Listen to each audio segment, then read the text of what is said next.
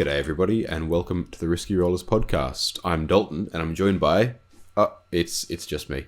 Lockie's away, and everyone else seems to be busy, so I'm going to sit here and talk about the Adepticon reveals for as long as it takes for me to cover them all, because there's some great stuff that's just been revealed, and it's pretty cool. And if anyone wants to hear my thoughts on it and what it means for the rest of the game, this is the place to do it.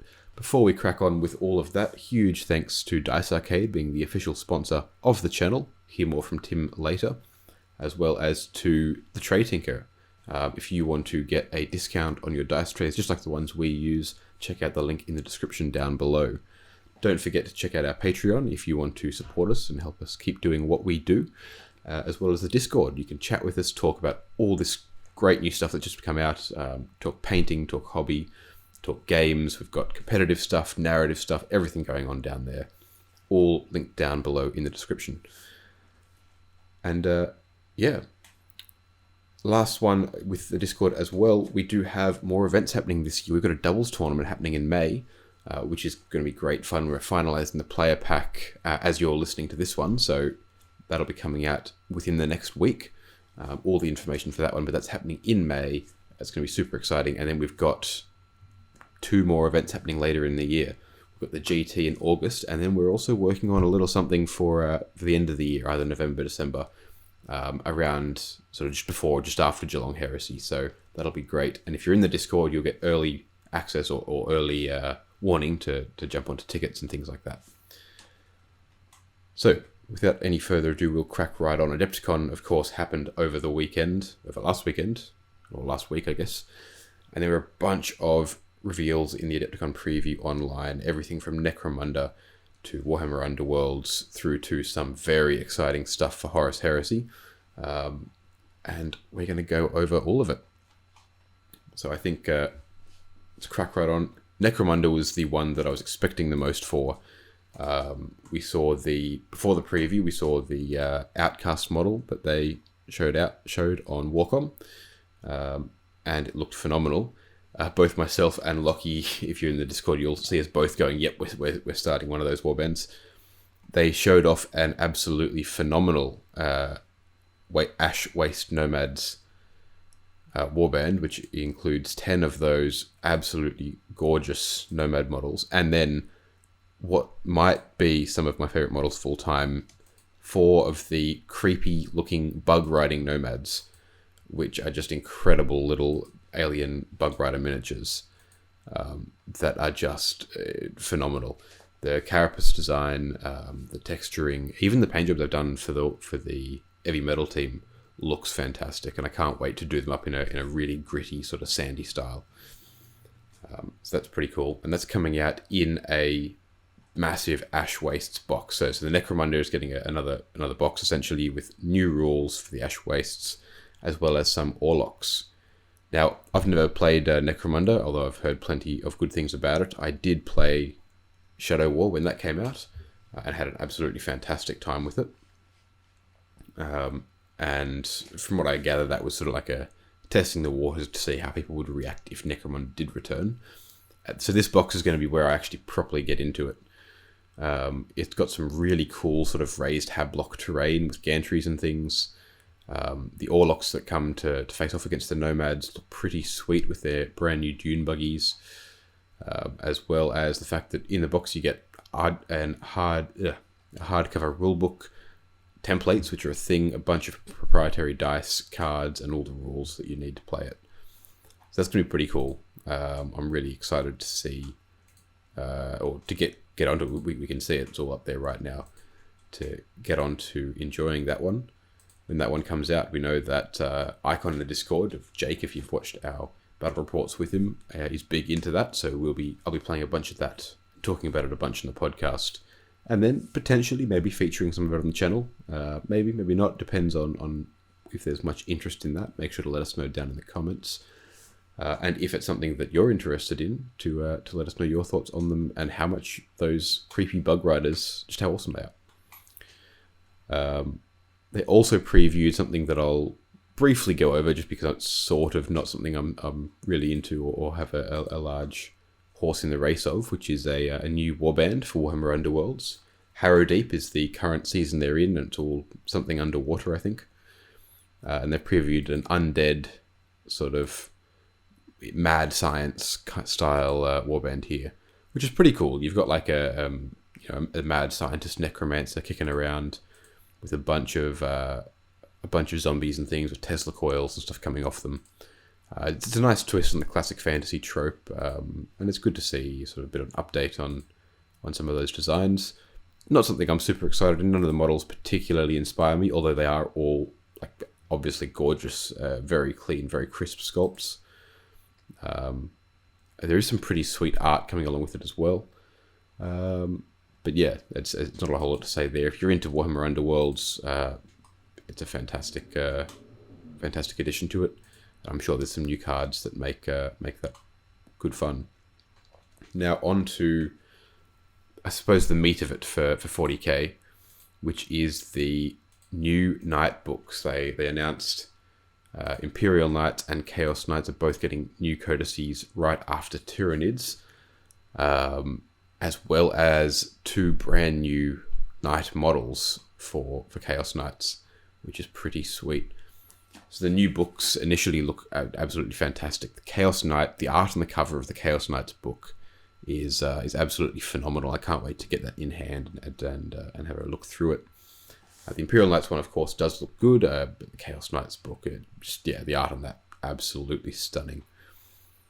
You've also then coming out with 2 brand new Knights. So the Knight Abominant, which is, of course, a Psi Knight, has been rumoured for ages.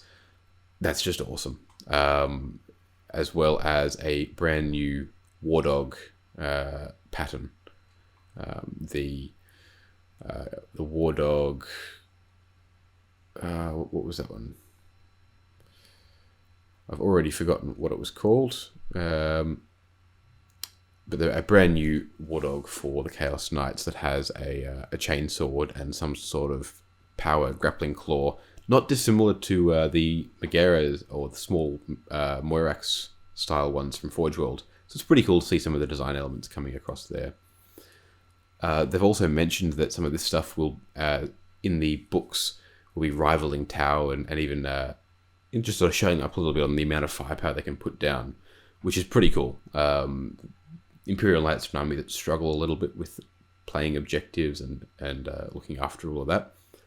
And they really require a lot of firepower, a lot of damage to be put out early on in the game before they start dying themselves. So it's really fantastic to see that is something that we'll be able to do. A massive Volkite on a Knight, especially a Psi Knight, is just awesome. And then it's got those massive tentacles coming off the one side and that tail as well. It's going to be an absolute beast on the table. We've already made sure that we'll be getting a box of that when that comes out, getting them painted up and on the channel for you as soon as we can as well, which will be super exciting. Chaos Knights are one of the most enjoyable armies to look at on the table, and we've got some really fun stuff planned for those. That should be cool. Imperial Nights, of course, we do indeed have Imperial Nights happening on the channel. In fact, our report coming out next week features Imperial Nights going up against the Inari from the new Eldar book. So with the new book coming out, we'll have Imperial Nights and Chaos Knights on the table, on the channel, in battle reports, showing them off at a competitive and matched and narrative levels. Yeah, can't wait for these books to happen.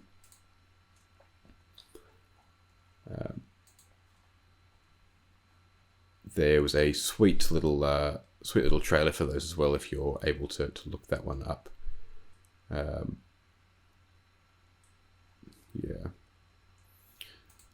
So the Psi Knights as well is an interesting one because there's no Imperial Knight equivalent. This is, I think it's the first truly unique Chaos Knight. So it's kind of cool to see that they are getting some of that. And it does make a little bit of sense. Imperial Knights and Knight households are much more likely to eschew Psychers and really push them away. So it is pretty cool to see that it's something that the Chaos Knights are obviously embracing. They also revealed some new Blood Bowl miniatures for the Norse team. I haven't got a lot to say there. It's kind of cool. If you're a Space Wolf player, you should be very excited because essentially you've got a box of ready-made either scouts or like weirdly naked wolfen. So that's always good fun. There's pretty sweet faces and beards and heads and things in there. So, check that one out if that's something that you're into. Blood Bowl will be kind of cool to get into at some point. The video game's good fun. We sort of essentially play the game on the computer. So it'd be cool to actually play it on the table with dice and things at some point. But yeah. They also revealed the next season of War for Age of Sigmar. Now, kind of been out of the loop for Age of Sigmar a bit recently, just because it's not something that I'm particularly involved with. So as far as I understand it, this isn't necessarily the first season of War for them. However, it is the new one they're bringing out.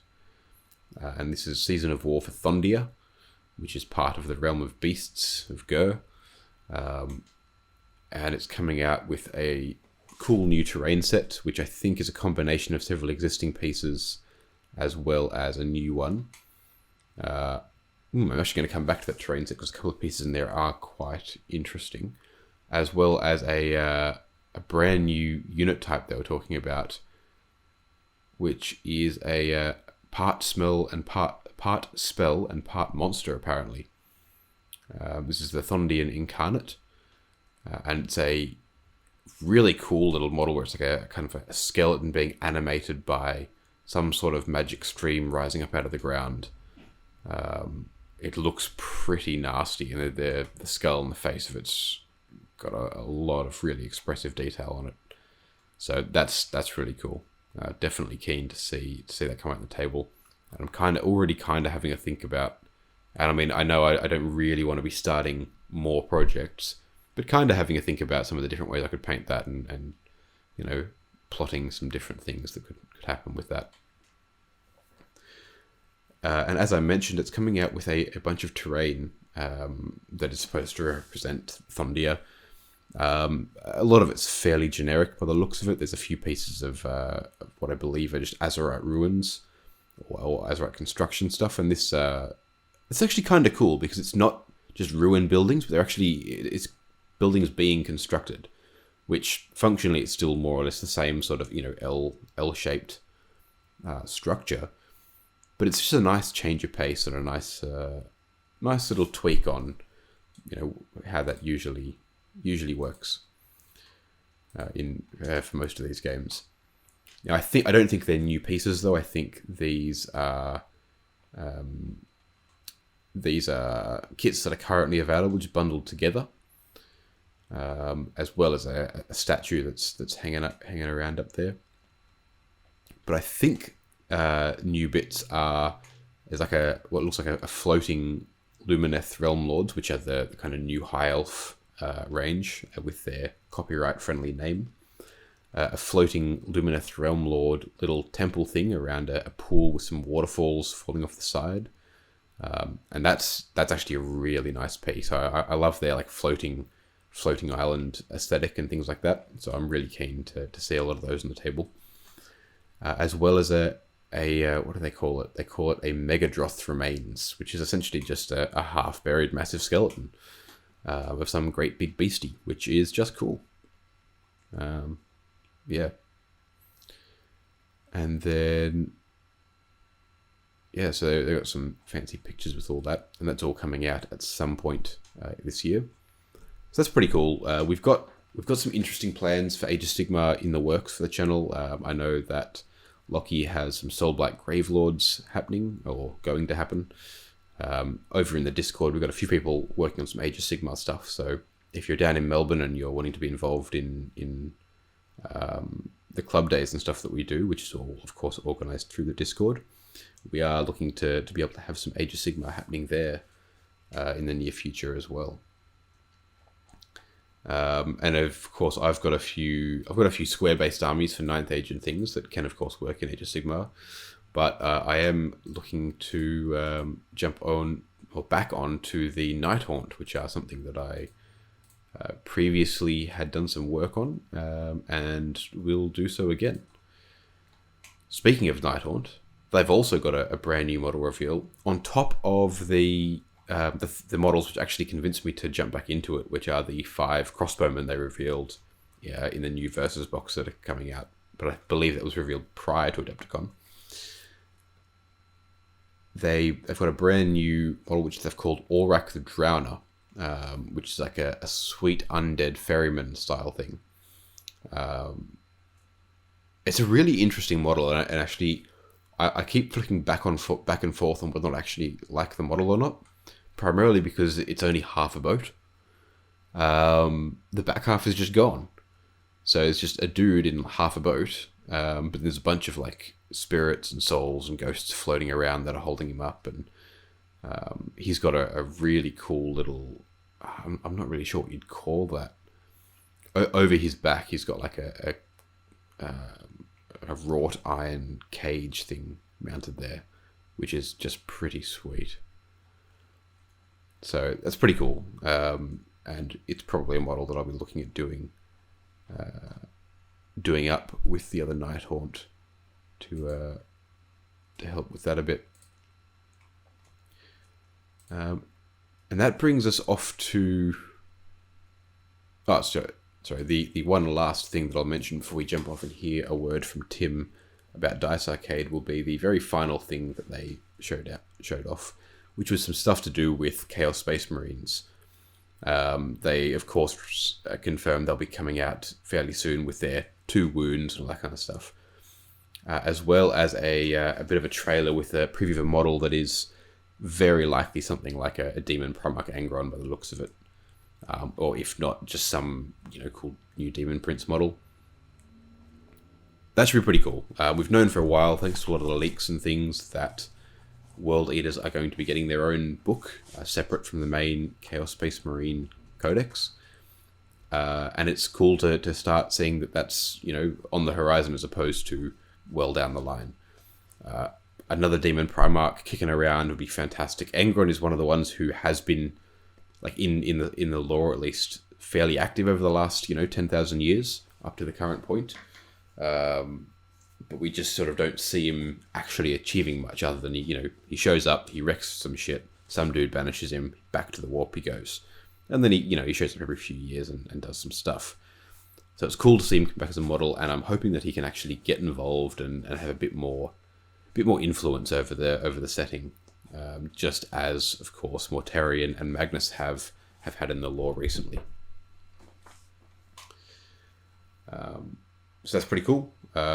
Keen to see that. Definitely keen to see some previews that might hint at the look of the new Berserkers, which I'm sure are coming out soon as well, alongside that, given their kit is hilariously old. It's plastic, but it's not good plastic. Yeah. But yeah. So that sums up everything they revealed for 40k, Sigma, and associated games. But there is something very big left to talk about, which I will discuss right after hearing a little bit from Tim about Dice Arcade. DiceArcade.com.au. All the biggest brands in miniatures and wargaming. Free postage over $250. All right, thanks for that one, Tim. And make sure that if you're wanting any of these new releases that they are discussing, make sure to hit up Tim and let him know, and pre-order through Dice Arcade. Link down in the description. And use the code Risky Rollers to grab an extra discount, which is always nice. Now, this is the stuff that I think I'm most excited about from this reveal, and I think most people are. And it's the Horus Heresy relaunch. Now, there's a few key points to mention here, and the first one is the animated trailer for it. Holy shit. It was phenomenal. There's been a lot of speculation and discussion. This may have been what the guy from Astartes has been doing for them, and why he's been so quiet. And I wouldn't be surprised. The animation was really well done, really slick, and the scale of it was what was so breathtaking, really. So if you haven't had a chance to watch this animated trailer for it, go check it out. I'm going to drop a link to it down in the description below. It's going to be one of the first things there. Go check this out. It's absolutely phenomenal. They open with an animated version of Horus, the first Primarch of the Lunar Wolves. The War Master, the first among equals. Primarch of the Lunar Wolves, and of course the titular character of the Horus Heresy. Which is a very brave thing to actually animate a Primarch and show it on screen. But they did it really well. The voiceover is phenomenal and really encapsulates the story and motivations of the characters in like less than 2 minutes, which was really well done. And the voice acting was absolutely superb. So go check that out, and then come back, because I've got a few things that I want to bring up about it, because it was just so cool. Seeing the power of the Primarch relative to the Space Marines, which themselves are already these phenomenal warriors, was pretty crazy. It opens with Horus just casually killing an Imperial fist that jumped out to try and have a go. I mean, the balls on that guy were pretty phenomenal, given the state of the battlefield at that stage. But seeing just the casual, impalement and tossing aside of the body, just demonstrates that level of power and strength differential there. And then it's a bunch of shots between different battlefields, different theaters of war across the Imperium. Lot of emphasis on Titans, which I imagine is thanks to Adeptus Titanicus and its success.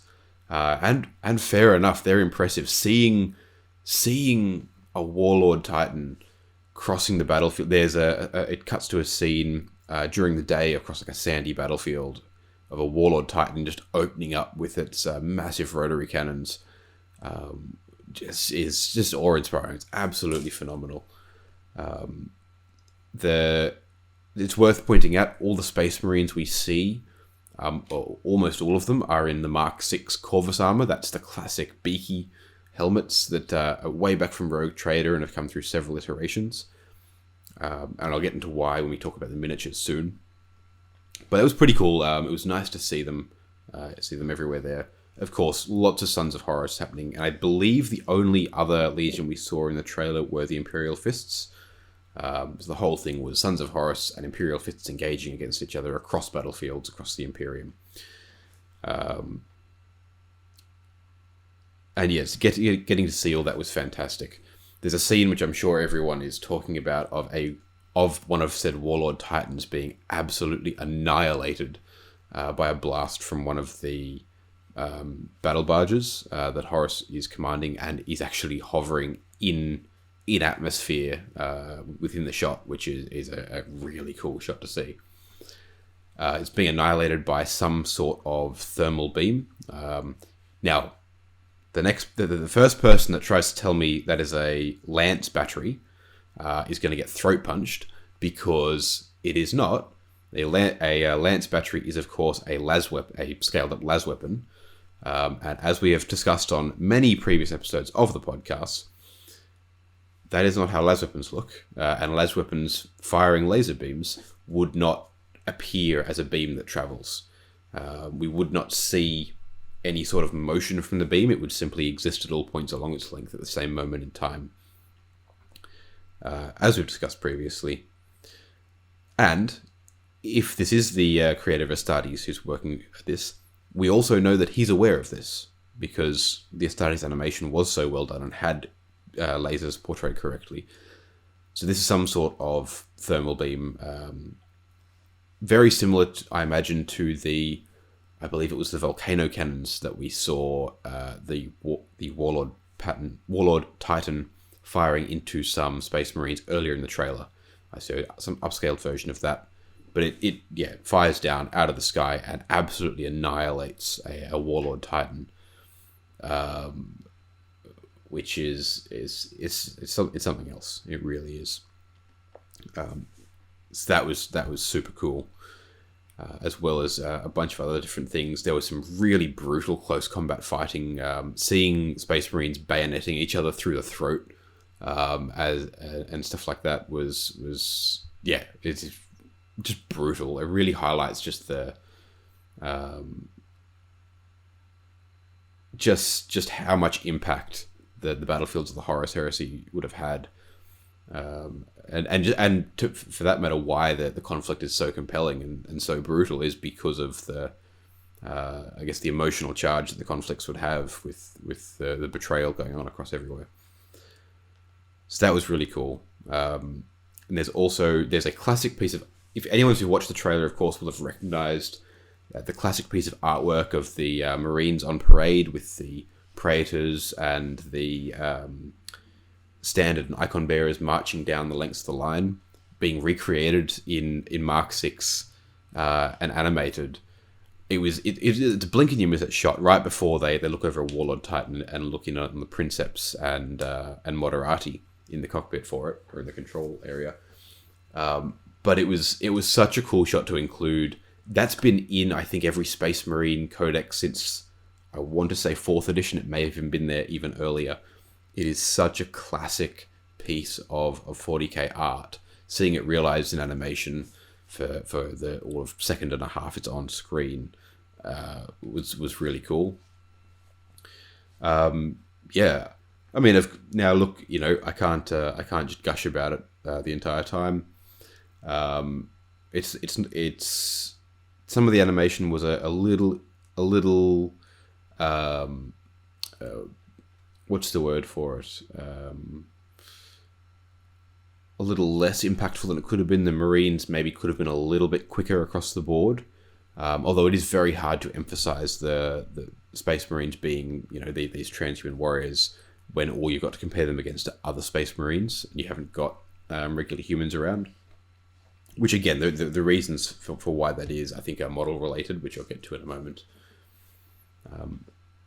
And maybe Horus could have been a little more animated and a little less straight-legged at parts of it.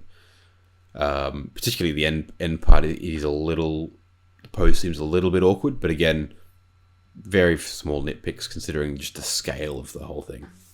So make sure to check that out. That was phenomenal, and it's really got me excited and hyped for the next bit, which is, of course, they revealed 2 new models for the Horus Heresy. And now you think, might not be much 2 new models. What do you do? Especially considering one of them is just a Marine, a Mark 6 Corvus Marine.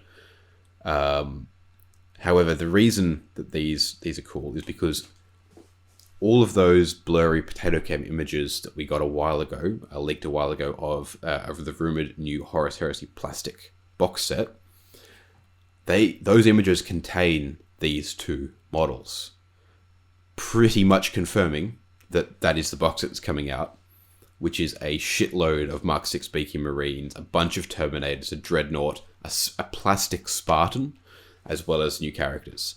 So that's gotten me super excited for it. I've been holding off on getting heavily into anything Heresy, despite reading through the series at the moment, purely because I even reading through it, I'm not sure I can get excited enough to just paint lots of power armor. But a trailer like this and being able to see that sort of combat, it's got me excited. And if I had 20 Marines in front of me, I'd be painting 20 Marines right now. Yeah. So let's talk a bit about that. The 2 models they revealed were a new plastic Praetor. They've already released a couple of plastic Praetors back with the Betrayal at Calth set, as well as the Burning of Prospero had named characters. Betrayal at Calth had the plastic Praetor and the plastic Chaplain. There's a brand new plastic Praetor coming out. This one is a hulking Marine in a very ornate set of Mark 6 power armor, along with a massive power axe, which is pretty sweet. It's an interesting one. I've seen it divide opinions. Personally, I'm a big fan. I like that a lot of the ornamentation is not actually Legion specific. I can't see any Legion markings on it. So if you're not playing as Sons of Horus, well, you can paint it as Blood Angels, or you can paint it as Alpha Legion.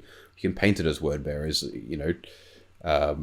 It's not limited to just the Sons of Horus, which is pretty cool.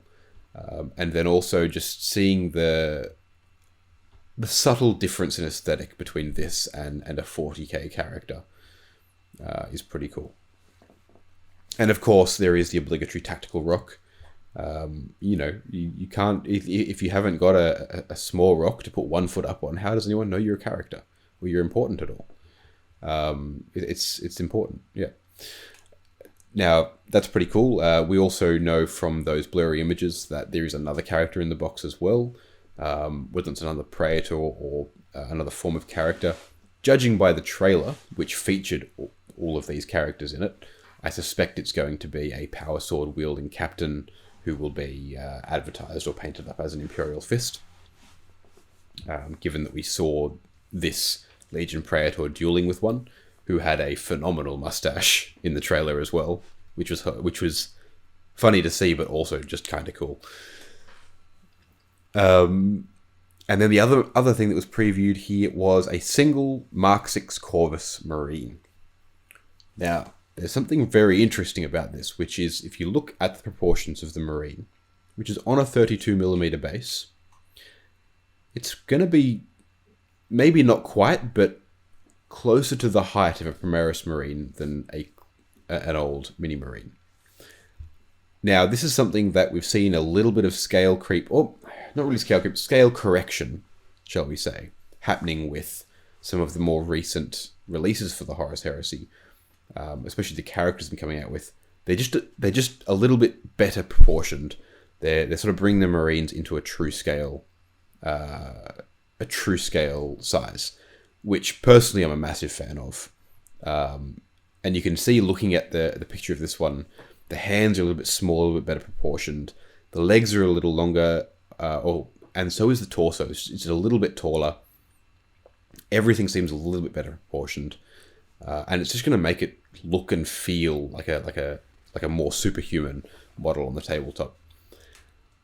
Now, the model itself is, of course, super crisp. Paint job's actually really nice. There's a good amount of weathering on it, something which I always like to see for this sort of thing. Painted up in a really nice Sons of Horus scheme. So the Mark 6 armor is very nice. The backpacks has an interesting little details on the exhausts for the reactors there. Just the slight differences in the way those are set up is pretty cool to see. There is a wicked looking bayonet on the bolt gun, which we got to see in the trailer being used to great effect against a Sons of Horus legionary. So that's pretty cool. Bayonets on bolt guns are something we don't see in 40k, which is unfortunate, I think, because they just add a sense of brutality to the weapon. That is pretty cool. So I'm excited for that, and I'm excited for what it means, because from those pictures we know that there's the box that's coming out for them is going to be immense. Characters, I believe there's at least 40 Marines in the box, judging by the pictures of it, as well as then between 5 and 10 Terminators, as well as the Dreadnought, Contemptor Dreadnought, which I believe is armed with a... I've forgotten which one it is. It might be a twin las cannon, but I'm not sure I remember from those pictures. And the big news, a plastic Spartan tank. The Spartan is the Land Raider's older, better, friendlier cousin, which just looks incredible. It's one of those designs that Forge Worlds has created for the Horus Heresy, that really leans into its own aesthetic, but it still works so well with Space Marines. So I can't wait to get my hands on some of those. So that's pretty exciting. So it means that is pretty much confirmed to be the set that's coming out. It's also been mentioned, I believe, in a subsequent Warhammer Community article, that it is heralding a new edition of the Horus Heresy being brought under the banner of Games Workshop directly, rather than staying over in Forge World. And it has also been confirmed, very importantly, that it is staying with the 7th edition core rule set for 40k. And it is still building off that same rule set. Now, there's a few things here which is really interesting to note. A lot of people were worried they'd bring it over into 8th edition.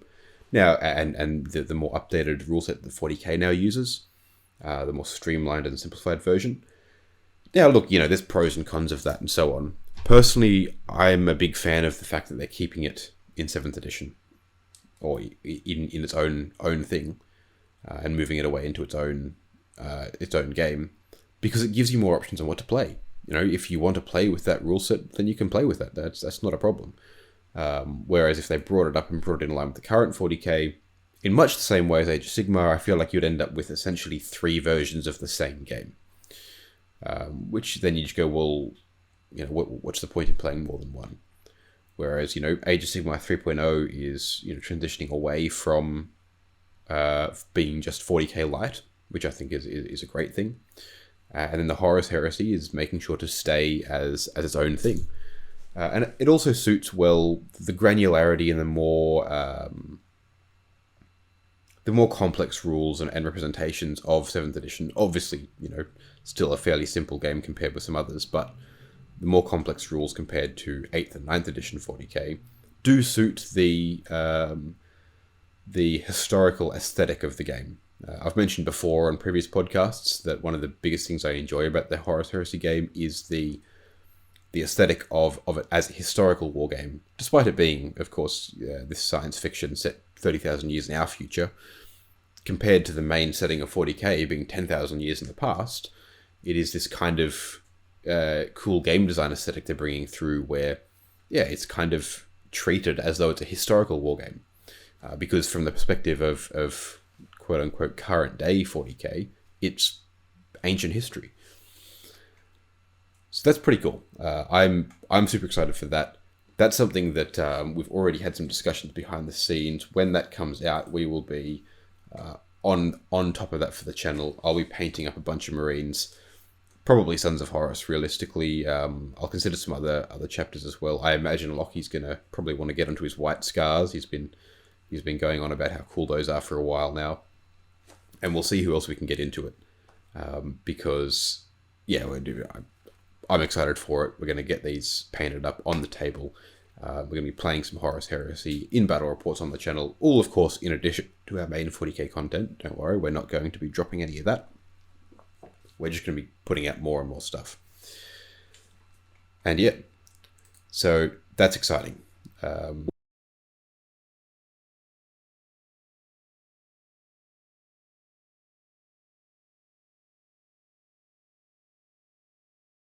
All of the previews that came out at Adepticon. The only other thing I'll mention that is a new thing that's coming out, or has been confirmed recently, was that Huron Blackheart is getting a new book, which, as a Red Corsair player, I'm very excited by.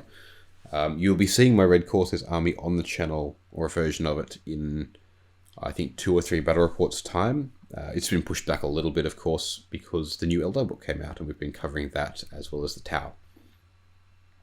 You'll be seeing that on the channel, and of course I'm running the old classic metal Huron Blackheart. Has just been moved to last chance to buy. Now with that model going away, but with books coming out, and there's rumours of a new miniature and some pretty beefy new rules for him in the new CSM book, I think it we're pretty much guaranteed pretty sweet updated new model for him coming out. So I'm excited for that as well. More lore featuring the Tyrant of Badab is always good. He's one of the most compelling and interesting Chaos characters, with a really interesting fall that highlights a lot of the really more nuanced and subtle political side of the Imperium and the way that its own bureaucracy can bog itself down. So I'm excited to see more of that, and more of just that quality of character and storytelling come through. Because it's always when, in my opinion at least, 40k can shine, is when it's actually moved away from the bolter porn and the Space Marines fighting each other and so on, into the more political and the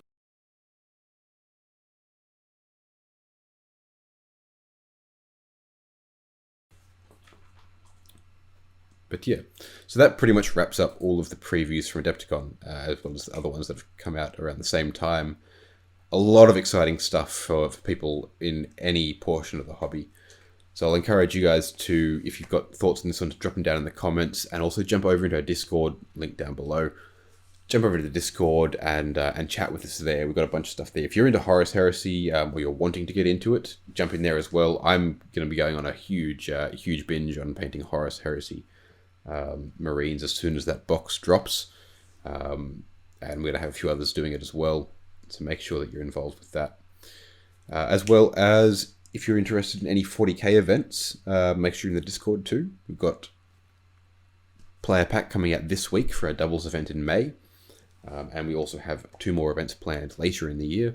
So make sure you're in the Discord to get first run at the tickets for those. Finally, make sure to check out Dice Arcade to get your hands on all the new releases as they come out.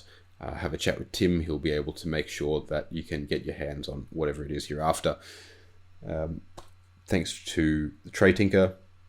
Link down in the description to get a discount on dice trays.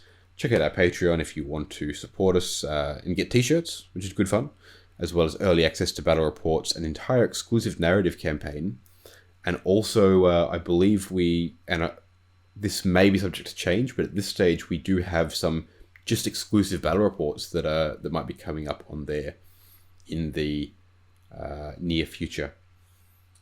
Subject to change as to when that exactly happens, but that should be pretty cool. So make sure to check all that out. Thank you guys for listening. Catch you guys next time.